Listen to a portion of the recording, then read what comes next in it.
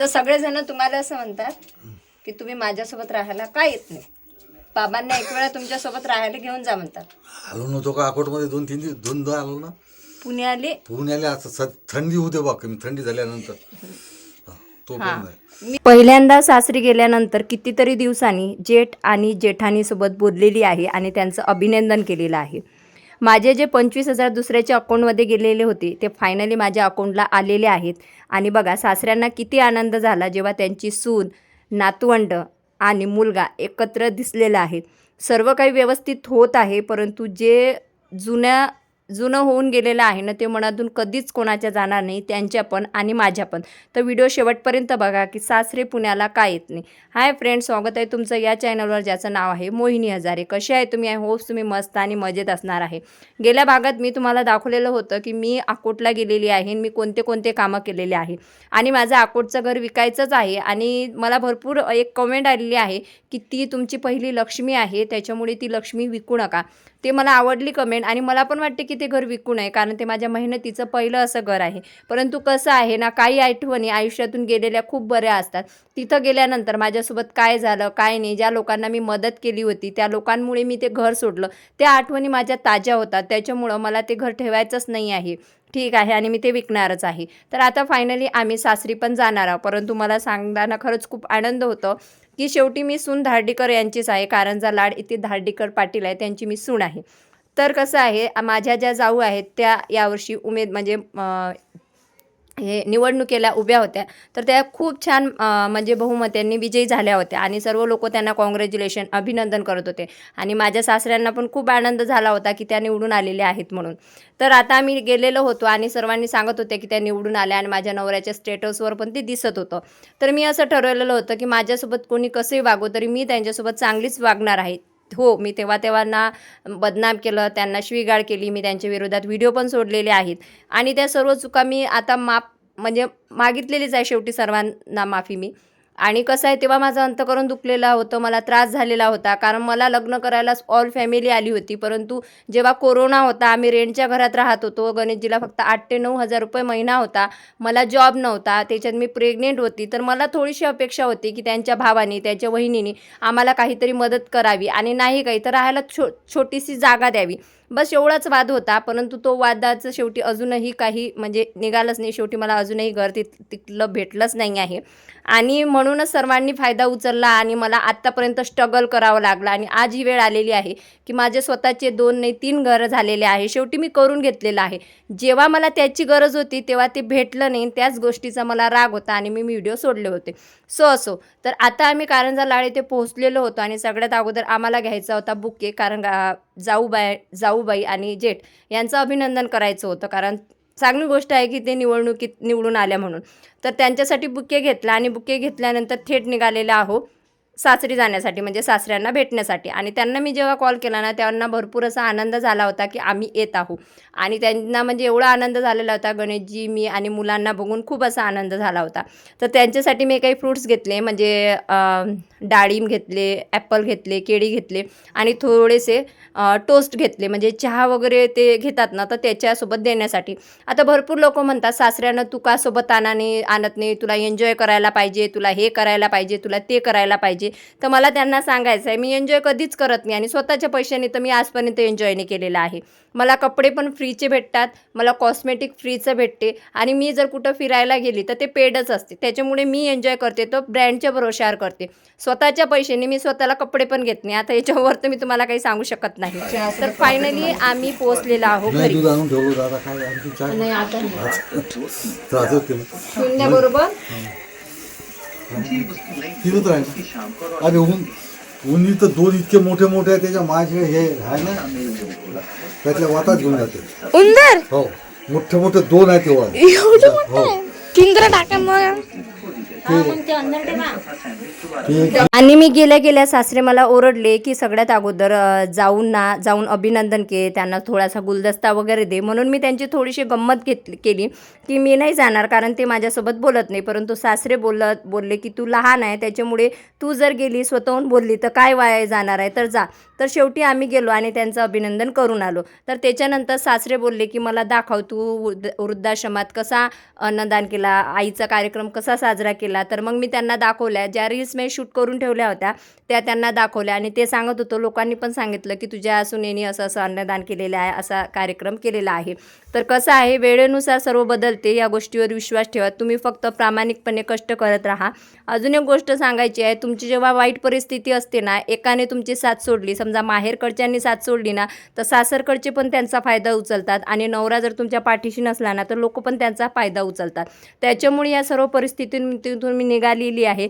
आज यांनी मला काही दिलं तरी त्या गोष्टीचं मला महत्त्व राहिलेलं नाही आहे, कारण मला त्या गोष्टीची जेव्हा आवड होती, म्हणजे गरज होती, तेव्हा मला ती मिळाली नाही.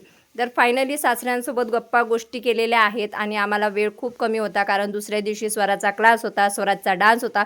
त्याच्यावेळी आम्हाला काही जास्त वेळ थांबायची गरज नव्हती. तर तिथून आता नमस्कार वगैरे आम्ही करून घेतलेला आहे आणि त्यांना खायला न्यायचं होतं तेवढं मी खायला घेऊन येलेली आहे आणि प्लस काही त्यांना खर्चा पाण्याला पैसे दिलेले आहे. तिथं राहतात, कारण तिथं माझी जाऊ जेठ त्यांची मुलं आहेत, त्यांचं 24 तास लक्ष राहते. माझं असं काम आहे की कधी मी घरी असते तर कधी बाहेर असते, माझे प्रमोशन हे ते, त्याच्यामुळं माझं कमी लक्ष देणं होते. परंतु त्यांना 8 ते 15 दिवसासाठी मी आणणार आहे. परंतु सध्या थंडीचं वातावरण आहे आणि त्यांना वाताचा त्रास वगैरे आहे, म्हणून ते म्हणत होते की आता हिवाळा जाऊ दे, नंतर मी लवकरच तुझ्याकडे येणार. फक्त एवढंच कारण आहे. हॅलो फ्रेंड्स, तर आम्ही आलेलो होतो कारंजा लाडला. बाबांची इकडून या बाबा, मागून या, तिकडून अंधार दिसते तुमच्या चेहऱ्यावर. अशी या ना. तर बाबांची भेट घेतलेली आहे. तर सगळेजण तुम्हाला असं म्हणतात की तुम्ही माझ्यासोबत राहायला का येत नाही. बाबांना एक वेळा तुमच्यासोबत राहायला घेऊन जा म्हणतात. आलो नव्हतो का अकोटमध्ये 2-3 आलो ना. पुण्याले असं थंडी होते बा, कमी थंडी झाल्यानंतर तो पण हां, नाही. मी तुम्हाला म्हणतो की नाही चला म्हणून. हवा प्रत्येक वेळेस. आता पण आम्ही 4 व्हीलर आणली, त्यांना म्हटलं होतं चला, आणि आता पण म्हणते चला, पण ते म्हणतात थंडी भरपूर आहे आणि अजून काय अर्ध तिकीट झाल्यावर काय फ्री तिकीट झाल्यावर free येतो ticket, म्हणतात. ते आता काय 2-4 महिने तर राहिले फ्री तिकीटसाठी. पैसे घालवू नका म्हणतात जास्त. तर आम्ही आज धावती भेट सगळ्यांची घेतली, म्हणजे आईची पण उभ्याच भेट घेतली. मग म्हटलं चला इकडूनच जात आहो, तर यांची पण भेट घेऊया. आणि त्यांना खूप आनंद झाला सुनीला आणि मुलांना एकत्र बघून, आहे ना. हो ना, नाही तर काय तर कधी तू आली तर तो नाही, तो आली तर तू नाही, असं व्हायचं ना. पण मी येत जाऊ ना, ते असो की नसो. तू तर सापडत नाही म्हणा. हां, तर चला आता येऊ. ये. चला मग, चला येतो बाबा. तर आज मला खरंच खूप आनंद झालेला होता सासर सोडताना, की यावेळेस जाऊ जेठ त्यांची मुलं सासरे हे सगळ्या जणांना आमच्या दोघांना पण आनंद झाला होता आणि कितीतरी दिवसांनी मी त्यांना भेटली होती. आता इथून पुढे हे नातं म्हणजे सुधारण्यासाठी मी तर एक पाऊल पुढे केलेलं आहे. सर्वांना माफी मागून सगळ्यांशी बोलून मी मोकळी झालेली आहे. बाकी त्यांचं पापुण्य त्यांच्यासोबत, त्यांना माझ्या मुलाला घरदार द्यायचं आहे की नाही, बाकी मी मेहनत करायला तयारच आहे माझ्या मुलांसाठी. तर आम्ही तिथून निघालेला आहोत. जाऊनही खूप आग्रह केला होता की बेसन चपाती करते, जेवण करून जा. परंतु घरून निघताना तुम्हाला तर माहिती आहे, माझ्या आईने भाकरी ठेचा वगैरे सर्व काही देऊन दिलं होतं. तर एका ढाब्यावर आम्ही थांबलो आणि तिथं आम्ही भाजी ऑर्डर केली आणि मस्तपैकी जेवण करायला बसलेलो आहोत. तुम्ही बघू शकता, मटकीची भाजी सांगितली होती आणि भाकरी चपात्या ठेचा तर आमच्यासोबत होता. आणि थंडी एवढी वाजत होती, तुम्ही बघू शकता. मनीषाच्या अंगावर तर काश्मीरच कोसळला होता आणि मनीषा पुण्याला येणार होती 30 म्हणूनच तिला आम्ही आमच्यासोबत घेऊन आलेलो आहोत. कारण तुम्ही पण म्हणत होते सर्वजण मनीषा कुठं आहे म्हणून.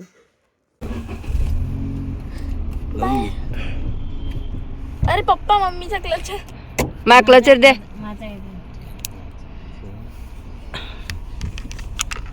कुठे आहे रूम हे.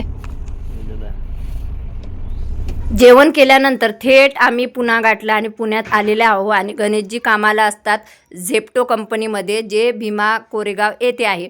तर इथं त्यांची रूम होती आणि ते घरी न येता डायरेक्ट त्यांच्या रूमजवळच उतरून दिलं, कारण येताना भीमा कोरेगाव मधातच लागत होतं. तर त्यांना त्यांच्या रूमजवळ आम्ही सोडून दिलेलं आहे, कारण ते बोलले तिकडे आलो तर अजून इकडे येण्यासाठी मला पुन्हा यावं लागणार. तर आम्ही त्यांना त्यांच्या रूमजवळ उतरून दिलेलं आहे. मनीषा, मी आणि आम्ही दोघांनी पुढचा प्रवास केलेला आहे. तर त्यांना सोडून दिल्यानंतरसुद्धा 2 तास आम्हाला घरी येण्यासाठी लागलेलं आहे. आणि सकाळचं वातावरण पुण्यातलं बघा किती छान आहे. यावेळेस खूप धावती भेट झाली. आणि तुम्हाला अजून एक गोष्ट सांगायची आहे की मला खूप टेन्शन आलेलं होतं, कारण माझे 25,000 दुसऱ्याच्या अकाउंटला गेले होते. परंतु जे मॅनेजर आहे त्यांनी मला खूप सपोर्ट केला आणि गेल्या तर ते गणेशजीला हेच बोलले, आता डान्स येतो का, असं का तसं का. खूप म्हणजे खूप सपोर्ट केला आणि त्यांनी अर्ज कसा लिहायचा ते पण सांगितलं आणि त्यांनी प्रोसिजर पण सांगितली की ह्या ज्या अकाउंटमध्ये पैसे गेलेले आहेत हे अकाउंट बंद आहे, समोरच्या व्यक्तीला माहितीच नाही आहे की त्याच्या अकाउंटला पैसे आलेले आहेत, त्याच्यामुळे लवकरात लवकर ट्रान्सफर करण्याचा मी प्रयत्न करणार. आणि त्यांनी मला त्यांचा नंबर पण दिलेला होता की जर ते 4 दिवसात पैसे ट्रान्सफर नाही झाले तर तुम्ही मला कॉल करा, म्हणजे मी तुम्हाला सांगणार की काय प्रॉब्लेम झाला. आणि याच्यानंतर शांततेने समोरच्याला पेमेंट घेताना अकाउंट नंबर व्यवस्थित द्या, जेणेकरून तुमचं असं नुकसान होणार नाही. तर आम्ही पुढचा प्रवास करायला निघालेला आहोत. तुम्ही बघू शकता मुलं कशी झोपलेली होती. त्याच्यानंतर फायनली घरी आलेलो आहोत. घरी आल्यानंतर तुम्हाला तर माहिती आहे फ्लॅटवर होता पाण्याचा प्रॉब्लेम. मग आमचे काही प्रमोशनचे व्हिडिओ शूट करायचे होते तर ते व्हिडिओ शूट करायला आम्ही सुरुवात केली. फक्त जेवण केलं आणि 1-2 प्रमोशनचे व्हिडिओ शूट केलेले आहेत मनीषाने आणि मी. तर असा होतं आज माझं सासर माहेर पाहून. तुम्हाला कसं वाटलं नक्की सांगा. आणि हळूहळू काय होईना सर्व परिस्थिती सुधारलेली आहे. काही चुका माझ्या पण झालेल्या होत्या तर तेवढ्याच चुका त्यांच्या पण झालेल्या होत्या, परंतु त्या चुकांवर पाणी माती टाकून आता आम्ही पुढे जाण्याचा प्रयत्न करत आहोत. आणि तुम्ही लोकांनी सुद्धा पॉझिटिव्ह बोला, चांगले राहा. चुका प्रत्येकानेच होत असतात आणि मी माझ्या चुका एक्सेप्ट करत आहे, परंतु कोणासमोर, माझ्या सासरी आणि माहेरकडच्या लोकांसमोर. आणि ते मोठ्या मनाने मला माफ करून एक्सेप्ट करत आहे आणि पुढे आम्ही जात आहे. तर तुम्ही सुद्धा आता मागच्या गोष्टी काढू नये असं मला वाटते. बाकी माझ्या सासऱ्याला मी आणत नाही, एन्जॉयसाठी आणत नाही, तर असं काही बोलू नका. म्हाताऱ्या व्यक्तीला तुम्हाला सांगू का वाताचा त्रास असते आणि इथं पुण्यात भरपूर अशी थंडी आहे, त्याच्यामुळे मी फक्त आणत नाही. परंतु बाकी थंडी गेली की 10-15 दिवसासाठी मी त्यांना माझ्याकडे आणणारच आहे. आणि माझे 25,000 पण आल्या दुसऱ्याच दिवशी माझ्या अकाउंटला ट्रान्सफर झाले. तर कष्टाचे पैसे आपले कधीच वाया जात नसतात, याची प्रचितीसुद्धा मला आलेली आहे. आणि इथून पुढे आता खूप छान होणार आहे. 2026मध्ये मोठी एक बिग गुड न्यूज तुम्हाला मी देणारच आहे. तर आम्ही पुण्याहून घरी आलो आणि लगेच दुसऱ्या दिवशी तर तुम्ही बघू शकता माझे 25,000 जे मेहनतीचे, आपण म्हणतो ना मेहनत केलेले पैसे कधीच वाया नसते जात, तर ते परत आलेले आहेत. आणि मला ना म्हणजे आमचे जे अकाउंटचे मॅनेजर आहे बँक ऑफ इंडियाचे, त्यांनी पण खूप हेल्प केली. ते बोलले की तुमचे पैसे तुम्हाला मिळतील, टेन्शन घेऊ नका. आणि खूप छान वाटलं. आणि गेल्यानंतर सासरी म्हणजे माझ्या जाऊचे माझे जे वाद होते ते फायनली म्हणजे मीच माघार घेतलेली आहे. शेवटी मी म्हणजे सासरी गेल्या म्हणजे सासऱ्यांसाठी मी जे ॲपल वगैरे थोडं घेऊन गेली होती, कारण तिथं पण उंदीर वगैरे आहेत, त्याच्यामुळे मी जास्त काही घेऊन जात नसते. आणि जे मला पैसे वगैरे द्यायचे असते त्यांना औषध गोळ्यांसाठी ते पण दिले. तर मी आधी त्यांच्याकडे गेली. तर बघा म्हणजे कोणत्या पण सासू सासऱ्यांना हेच वाटत असते की आपला सून मुलं हे एकत्र आली पाहिजे, असं प्रत्येक सासू सासऱ्यांना वाटते. तर मला ते गेले, मी तर जाणारच होती जाऊबाईंचं अभिनंदन करायला, कारण त्यांना नगरसेवक झालेले आहेत. कारंजा लाड येथे चांगल्या म्हणजे बहुमतांनी विजयी झालेले आहेत ते. तर मीच गणेशजींना बोलले होते की बुके घ्या आणि त्यांचं कॉंग्रॅच्युलेशन करा. सर्वजण करत आहे. आणि अचानकपणे जर आपण तिथं गेलेलं आहो, काहीतरी देवाचं योगच म्हणा की माझे पैसे दुसऱ्या अकाउंटला गेले, मी अकाउंटला गेली, नंतर सासरी गेली. आणि आम्हाला त्यांचं अभिनंदन करायचंच होतं सर्व काही विसरून. कारण कसं माझ्या मनात जो राग होता, माझा मनाला त्रास झालेला होता, कारण लग्न करायला माझे पूर्ण सासर आलेलं होतं, परंतु ज्या कंडिशनमध्ये माझा नवरा असा वागत होता, तो थोडी माझी अपेक्षा होती की त्यांच्या भावांनी आणि त्यांनी समजून घ्यावं, मला सपोर्ट करावा, मला राहायला जागा द्यावी. कारण तेव्हा माझ्याकडे काहीच नव्हतं, जॉबही नव्हता, सोशल मीडियाही नव्हतं. तर मला असं वाटलं होतं की त्यांनी छोटीशी तरी मला जागा राहायला द्यावं. परंतु तेव्हा त्यांनी डायरेक्टली बोलले होते की तुझ्या नवऱ्यांनी मेहनत केली नाही आणि या घराला एकही रुपया लावला नाही. त्याच्यामुळे मला त्रास झालेला होता आणि म्हणून मी त्यांना सर्वांना बोललेली होती, व्हिडिओ पण सोडलेले होते. परंतु असो, त्याच्यावर आता माती टाकलेली आहे, सर्व काही व्यवस्थित झालेलं आहे. आणि खूप छान वाटलं. आणि तुम्हाला पण प्रश्नाचं उत्तर भेटलं असणार आहे की सासरेंना मी बोलते की चला, परंतु कसं आहे मी घरी नसते, माझं बाहेर जाणं, प्रमोशनला इकडं तिकडं जाणं चालू असते. तर त्याच्यामुळं मला असं वाटलं की बाबा तरी पण ते येणार आहेत, म्हणजे काय हिवाळा संपल्यावर, कारण कसं वाताचा वगैरे त्रास आहे, तर ते येणार आहेत, मी आणणार आहे त्यांना. आणि माझ्या जेव्हा स्वतःचं घरात आम्ही राहायला जाऊ तर तेव्हा वास्तुशांतीला मी सर्वांनाच बोलवणार आहे. तर ओके, तर चला असा होता आजचा ब्लॉग. तुम्हाला आवडल्यास नक्कीच लाईक करा. भेटूया नेक्स्ट व्हिडिओमध्ये. तोपर्यंत बाय बाय.